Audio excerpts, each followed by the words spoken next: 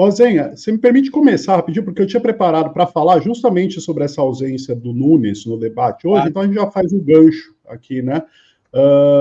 Pois bem, eu tinha feito uma apresentaçãozinha rápida, mas não precisa nem mostrar, eu vou falar rapidamente aqui, que agora, somente agora, eu acessei a página do jornal O Globo, que é um dos promotores deste debate de hoje, né? O Globo, Rádio CBN e Valor, quem promovem esse debate, que acabou se transformando numa sabatina, como o Plínio havia adiantado aqui, por conta da ausência do Ricardo Nunes.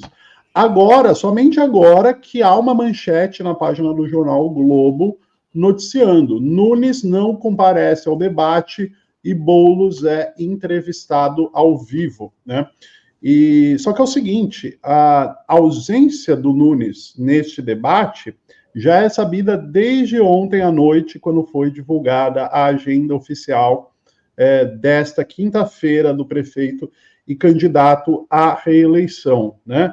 Então, todo o Grupo Globo, que é quem está promovendo esse debate, né, Jornal O Globo, Rádio CBN, Site Valor, já sabia da ausência do Ricardo Nunes desde ontem à noite e estava noticiando a realização do debate na manhã desta quinta-feira, sem falar da ausência do Ricardo Nunes, né? Isso eu acho que merece uma atenção nossa aqui, porque eles acabam condicionando a sua audiência, né, para o debate. O público espera ali assistir um debate entre os dois candidatos, eles só deixam para falar que o Nunes não vai na hora que começa o debate de fato, como se fosse uma surpresa, né? Só que não foi uma surpresa, isso já estava avisado. Hoje, mais cedo, como não havia confirmação da presença do Ricardo Nunes nesse debate, eu procurei a assessoria de imprensa do prefeito candidato à reeleição. E a assessoria de imprensa dele se limitou a dizer: vale o que está na agenda. Não falou ele, não vai. Falou: vale o que está na agenda. Eu falei: a agenda é essa? Sim, a agenda é esta. Pois bem, não consta nada sobre o debate ali, né? E isso já é sabido desde ontem à noite, porque a agenda foi divulgada ontem à noite. A agenda do Ricardo Nunes menciona só os seguintes compromissos: ao meio-dia, uma sabatina no programa Balanço Geral da Record TV, e às 4h15, uma caminhada pela Parada de Taipas, na zona norte de São Paulo. Agora, vejam só, o Ricardo Nunes decidiu não ir ao debate com Guilherme Boulos na Rádio CBN para dar uma entrevista à Record, né? Emissora que nos últimos anos, inclusive, se alinhou aí com o bolsonarismo, né? Pois bem, eu concordo com o Mauro quando ele colocou aqui que os candidatos que estão em primeiro lugar não costumam ir em debate,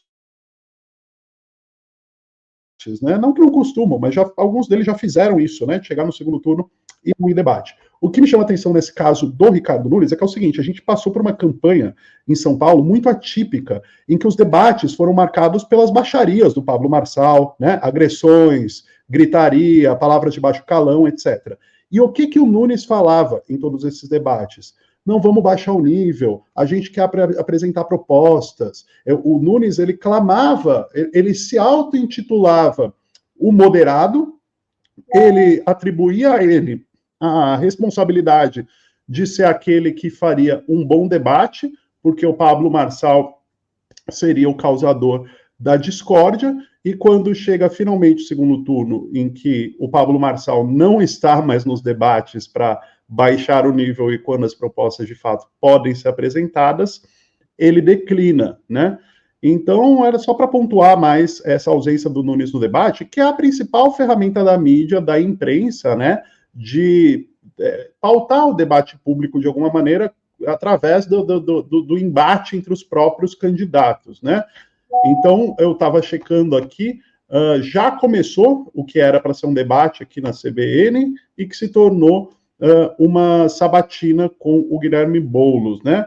E claro, o Guilherme Boulos agora vai explorar muito isso na sua campanha, né? Como disse o Azen, ele já está prometendo mobilizar a militância para frente da prefeitura, para cobrar o Nunes essa ausência no debate, mas fica esse registro que toda a imprensa já sabia da ausência do Nunes neste debate de hoje, ontem à noite, e só noticiaram a sua ausência quando o debate havia começado. Azen e Mello. Eu vou falar algo que tem relação com o que o Melo vem falando muito, e trazer para vocês este grande intelectual, analista de retórica, é um intelectual muito importante, Kenneth Burke.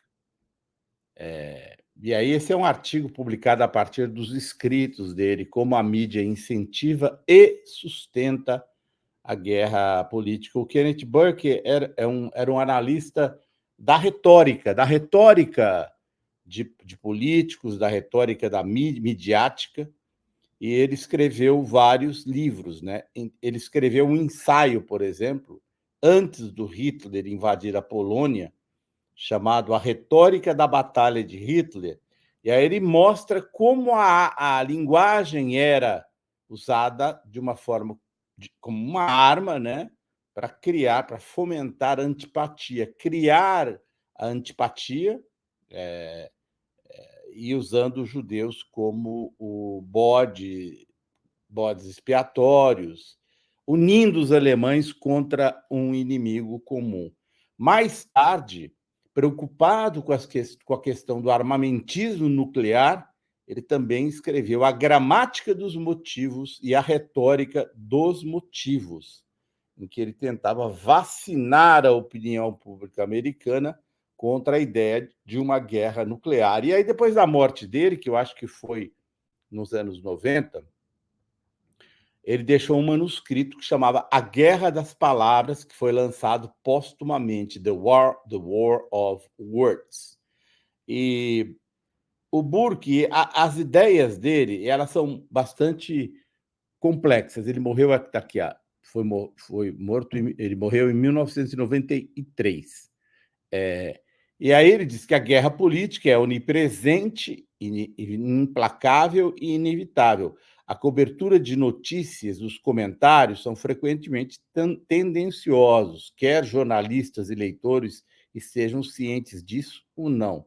E toda a cobertura da mídia, por isso que eu lembrei aqui do Melo, o Melo sempre fala para você jamais consumir qualquer informação sem refletir sobre ela.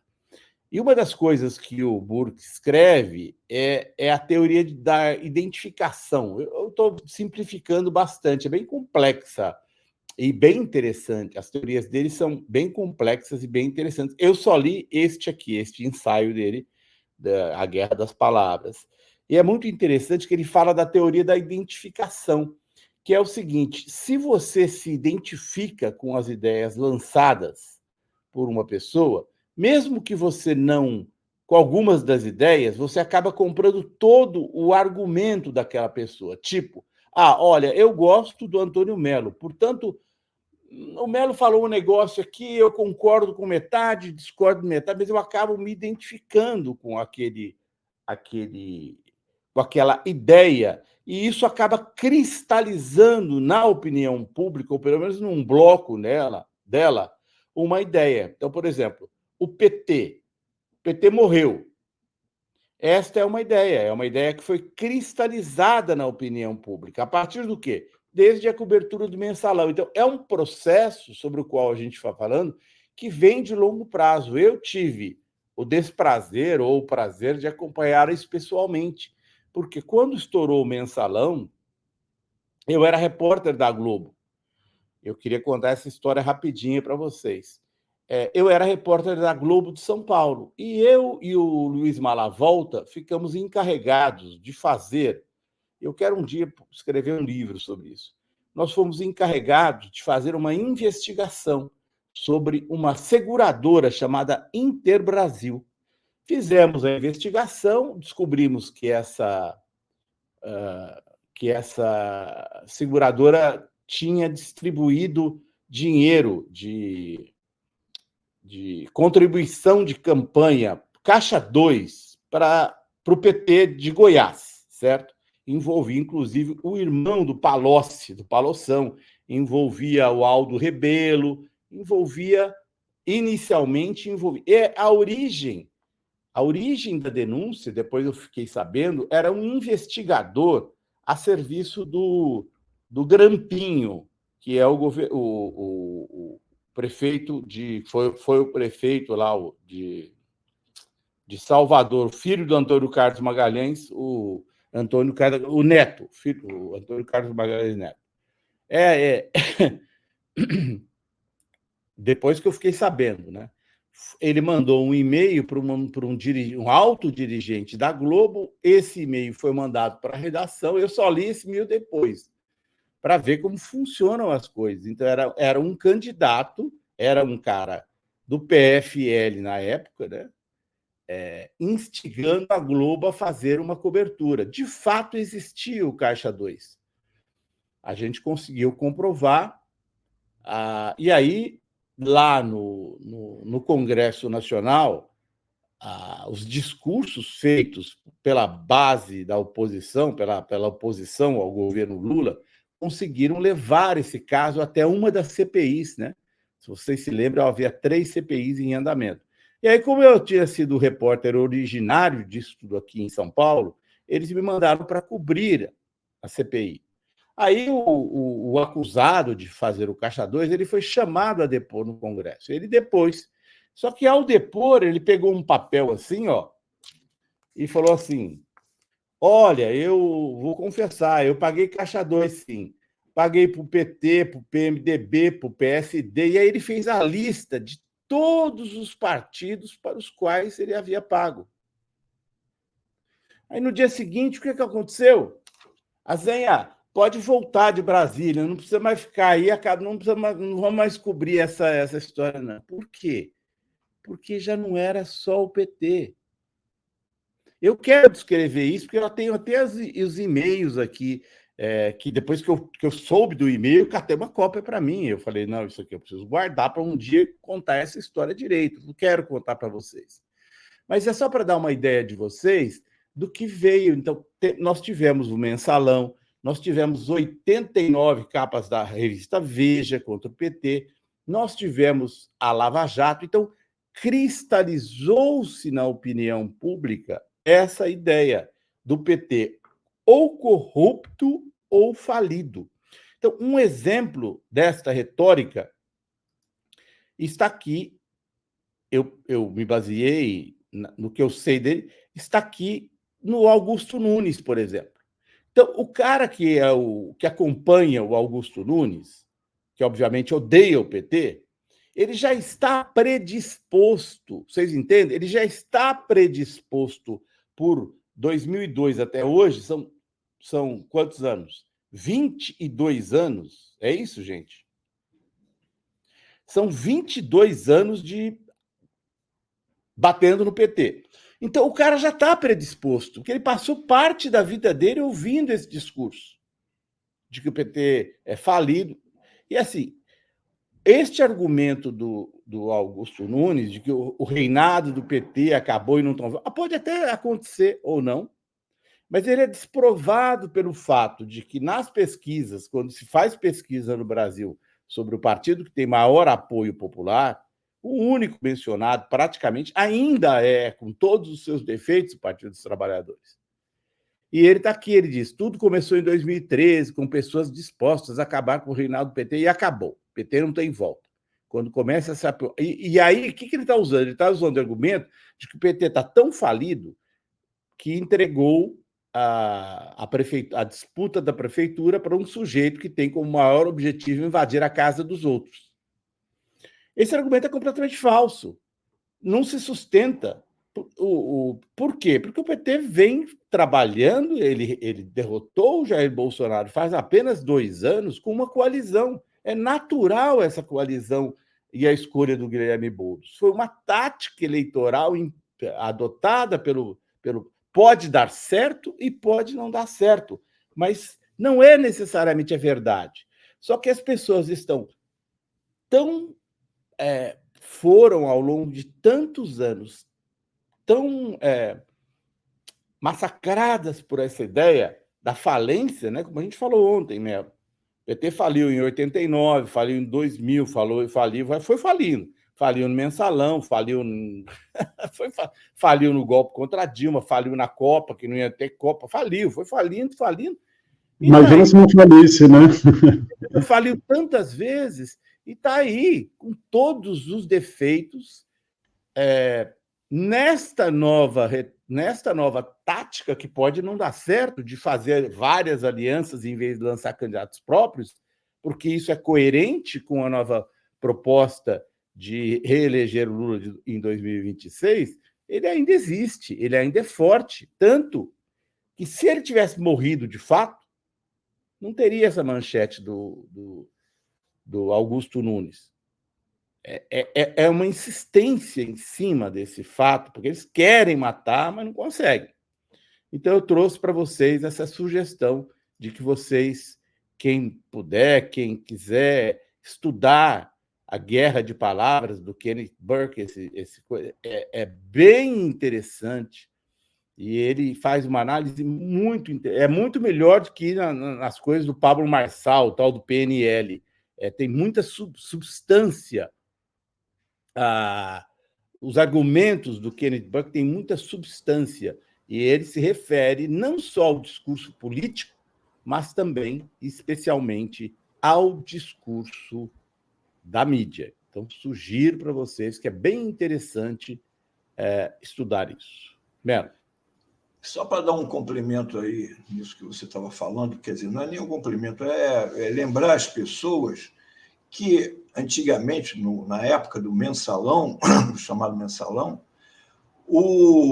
a contribuição de empresários às campanhas era permitida. Hoje em dia não é mais, mas naquela época era permitido às empresas fazerem doações, os bancos e tudo. E o que acontecia com o famoso Caixa 2, qualquer pessoa que já trabalhou em campanha política sabe disso, que todos os partidos, todos eles recebiam dinheiro de Caixa 2 de pessoas que não queriam que tivesse seu nome ligado. Ele dava o dinheiro, mas não queria aparecer. Então, ele dava o dinheiro, e por que o partido não iria receber? Todos eles recebiam. Inclusive, por exemplo, o início da Lava Jato, que é o Alberto Youssef, era doleiro do José Janene, que era o presidente do PP. O PP, esse aí que está ganhando eleição para todo o Brasil. Ele simplesmente tinha acusações de milhões e milhões que eram usados pelo PP em campanhas e etc. Então, mas aquilo para o PT foi um crime, porque eles, inclusive, diziam isso. O PT entrou na política dizendo que criticando a corrupção, e agora o PT se mostra igual aos outros. Mas o tratamento do igual era desigual na mídia, porque os outros, o PSDB, como eu sempre digo, o Fernando Henrique, enquanto ainda presidente da República, reuniu vários empresários no Palácio e pediu dinheiro para o seu instituto. E isso não foi... Né? O mensalão do PSDB, que a tecnologia do mensalão do PT foi copiada do mensalão, quem conhece a história, do PSDB em Minas. De Furnas. O dinheiro de Furnas. Esquema de Furnas. E aí, quando estourou, aí era o mensalão mineiro. Então, você tinha na mídia o mensalão do PT, e aí pequenininho, o mensalão mineiro. É uma piada. E aí, o Zilton Fonseca está falando do Aldo Rebelo, é um quinta coluna. Gente, nessa investigação que eu levantei, o Aldo Rebelo levou um monte de dinheiro de Caixa 2. E ele posava de Vestal. Eu falei para colegas meus ligados ao PCdoB, falei, gente, estou aqui com toda a grana aqui que ele pegou por fora. E posava de comunista e tal. Tudo bem, ele estava pegando para o partido dele, talvez. Porém, foi um choque quando eu vi a lista das contribuições que esse cara dava. O Aldo Rebelo pegou uma grana bem razoável deste empresário, que era o dono da falida Interbrasil. Melo, é com você, então. Deixa eu fazer rapidinho aqui minha apresentação, que já está em cima da hora aqui. Eu trouxe outro assunto que, além da política, mobiliza muito os brasileiros, que é o futebol. Aqui você está vendo uma reportagem da Folha, da Fórum, que foi publicada anteontem pelo Glauco, se não me falha a memória. Empresário confessa manipulação de resultado no futebol e diz a CPI ter rebaixado 42 clubes. William Rogato, o nome dele, e ele deu a sua declaração à CPI. No entanto, a Folha, por exemplo, não deu essa notícia. Não é? O Jornal Nacional também não comentou nada sobre o Rogato. Essas empresas, o jornalismo é muito curioso. Né? Vamos para o segundo slide, por favor. Olha só. O que ele declarou na entrevista? Ele admitiu ter faturado 300 milhões de reais no esquema. Gente, eu não estou comprando o que esse Rogato diz como verdade. O sujeito pode ser um fanfarrão, um mentiroso, mas ele falou isso sobre o futebol, aquilo que você acompanha todo dia, que você fica torcendo pelo seu time, e que, nos bastidores, ele está acusando que é tudo... Muito disso é comprado. Né? Rogato contou que o esquema de manipulação dos jogos existe há mais de 40 anos e que a hipocrisia maior do mundo está em ter um clube de futebol hoje e ser patrocinado por uma casa de aposta. Por exemplo, tem jogador da seleção brasileira hoje que está em julgamento, ele está afastado lá na Inglaterra. Como é o nome dele? Que joga no meio? Paquetá, porque ele teria vários amigos lá da ilha de Paquetá dele, que ele dá o apelido, que acertaram que ganharam muito dinheiro quando ele ganhava cartão amarelo. Porque nessas casas de aposta tem jogo. Então o jogador já avisa, eu vou provocar o juiz, vou ganhar um cartão. Então o cara aposta que ele vai ganhar cartão e ganha dinheiro com isso, porque... Não é? Então, ele está fazendo denúncia de compra de jogadores, compra de juízes. Não é? Vamos para o outro. Rogato diz ainda que o acionista majoritário da SAF do Botafogo, John Textor, que usualmente faz acusações de manipulação de resultados no futebol brasileiro, não está totalmente errado. E acrescentou que pessoas que trabalharam para ele também teriam trabalhado contra Textor no Campeonato Brasileiro de 2023, naquele estranho apagão que deu no Botafogo. Isso daí também é meio estranho, mas pode ser verdade, pode não ser. O senador Romário sugeriu ao empresário que realizasse uma delação premiada.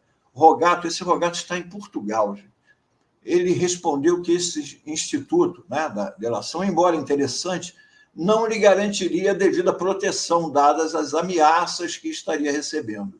O esquema não é pequeno, há pessoas que já ganharam muito dinheiro comigo.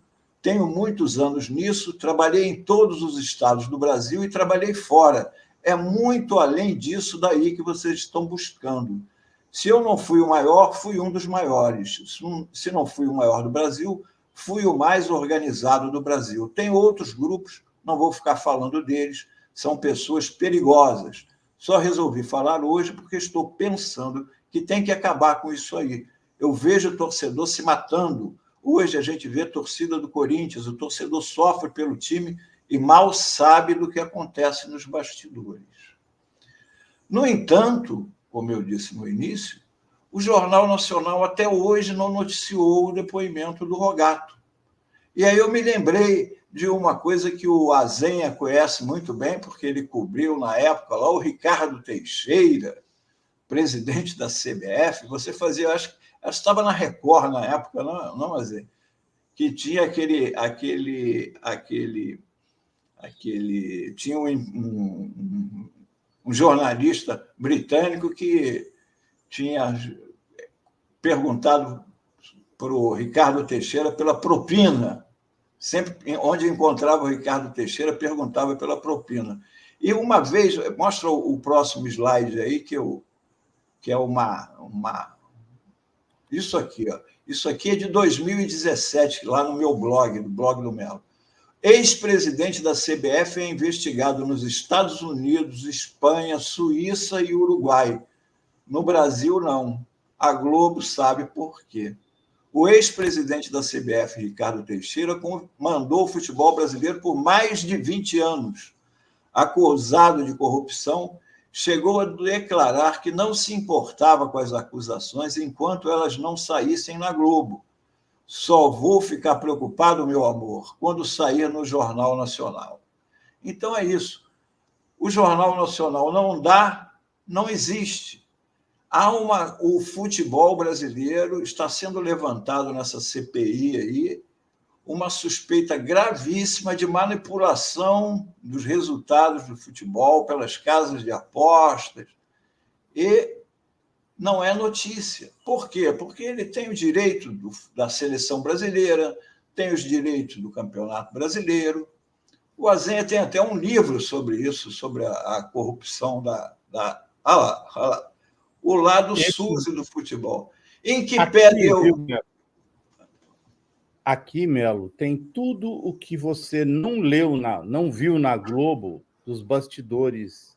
E não é pouca coisa, é todo documentado, todo com os documentos todos. Tem uns 50 páginas só de documento, que nenhum deles apareceu na Globo, no Jornal Nacional.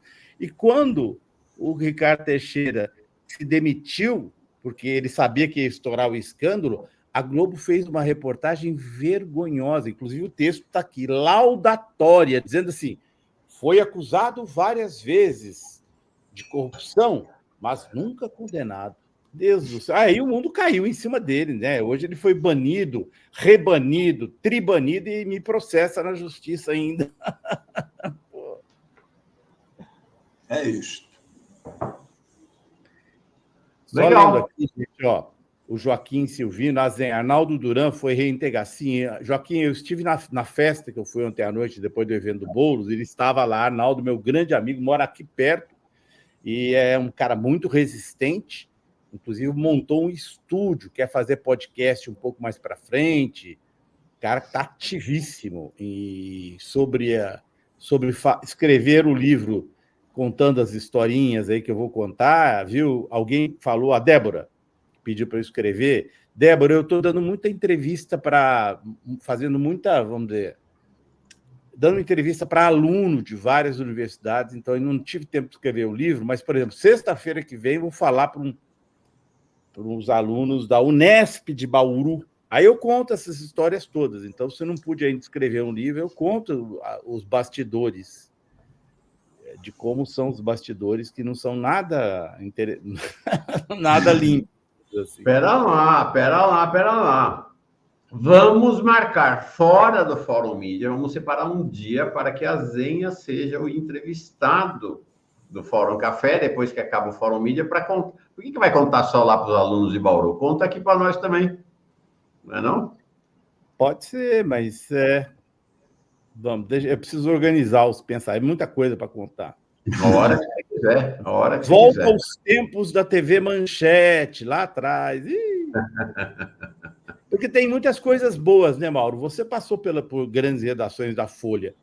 Tem muitos ótimos jornalistas, muitos ótimos colegas, mas dentro da sua vida profissional, dentro de uma redação, sempre acontecem episódios cabulosos, nebulosos, que depois você entende, então quer dizer que eles estavam esperando um empréstimo do Banco do Brasil, por isso aquela minha reportagem foi para a gaveta. E você vai descobrindo isso com o passar do tempo. Isso aí. Valeu, gente querida. Ivan, Melo, Azenha, até amanhã. Vou seguir com o Breno Alves agora. Valeu, gente.